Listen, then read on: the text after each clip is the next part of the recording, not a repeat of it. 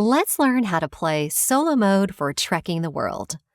Solo mode lets one person play the game alone against an artificial opponent. The rules are similar to a regular game of trekking the world, but there are several differences.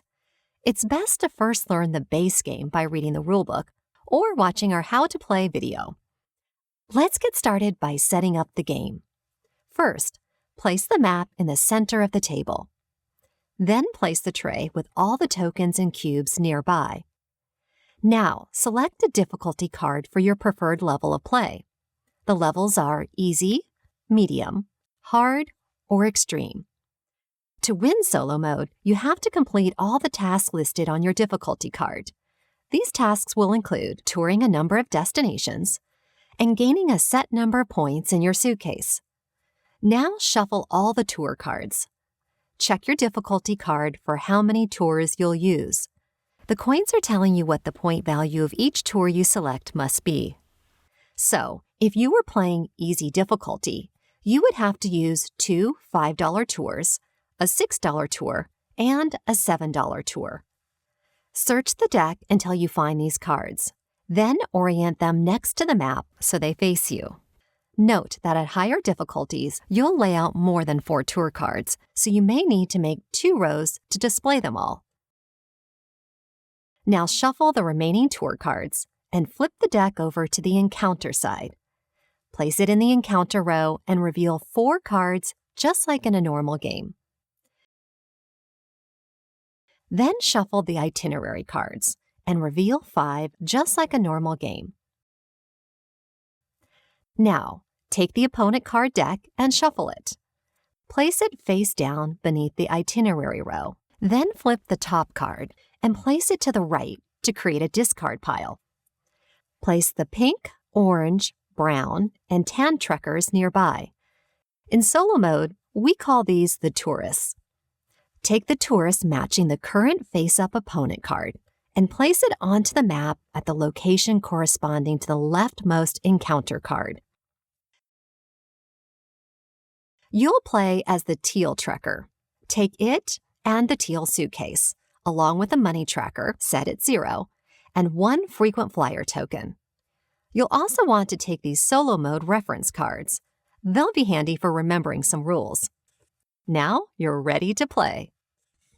Solo mode is played in turns that alternate between you and your opponent, the tourists. Remember, to win the game, you have to complete all the tasks on your difficulty card. But there are also a few ways you could lose. If the opponent runs out of cards in their deck or claims 7 encounter cards, you lose. You'll go first. Your turn works mostly the same as a regular game.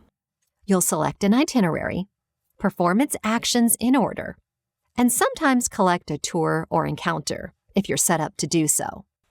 The tourist trekkers are treated the same as another player in a regular game. You can land on or move through their location, or interact with them using encounters just as normal.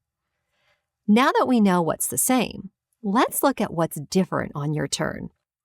If you want to take an encounter that's in the same location as a tourist, you will need to pay an additional fee called a tourism tax. The amount you will pay for the tax depends on your chosen difficulty card. If you can't pay the tourism tax, then you can't take the encounter. This is also true for powers that let you take an encounter. For example, if you were playing easy difficulty and you wanted to take the Bagan Temples encounter while a tourist was also there, you would have to pay a $1 tourism tax. Whenever you pay a tourism tax to gain an encounter this way, bump that tourist off the map and return it to the opponent's supply. This is one of the most valuable actions you can take because taking an encounter at a tourist location prevents them from taking it and getting closer to winning. Once you've completed your turn, it is now the opponent's turn. You will manage the opponent's actions for them by following these steps. First, flip the top card of the opponent's deck onto the discard pile. The tourist color now displayed is the active one this turn. Now, check to see where that tourist is currently at. If they are on the map, then the opponent claims the encounter card matching its location. Then return the tourist to the supply and immediately refresh the encounter row. Otherwise, if the tourist color revealed is not on the map, place them at the location of the leftmost encounter card that is not already occupied by a tourist. For example, if you have to place the pink tourist, but the orange tourist is already at the leftmost encounter, you would instead place the pink tourist at the location of the next encounter.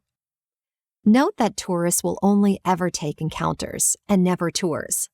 Each encounter the opponent claims counts as both encounter and tour for the purposes of resolving your encounter cards. The game will end after the turn where any of these things occur. If you collect the number of tours and suitcase points set by your difficulty level, you win. If the opponent is unable to draw cards from their deck on their turn, you lose. And if the opponent has claimed their 7th encounter card, you lose. Whether you win or lose, you can calculate your final score and record it on the back of the solo mode rulebook to track your improvement. Tally your points from the following places: points from the tours you completed, points from your suitcase, 5 points per endgame encounter cards. Unlike a regular game, you'll ignore the text on these cards and earn a flat 5 points per encounter you've collected that says "at game's end." 1 point per extra souvenir above what your difficulty requires. 1 point per leftover dollar and itinerary token you haven't spent. Write your score into the high score table. Try to beat your score or go for a harder difficulty. Now you're ready to play Trekking the World solo mode.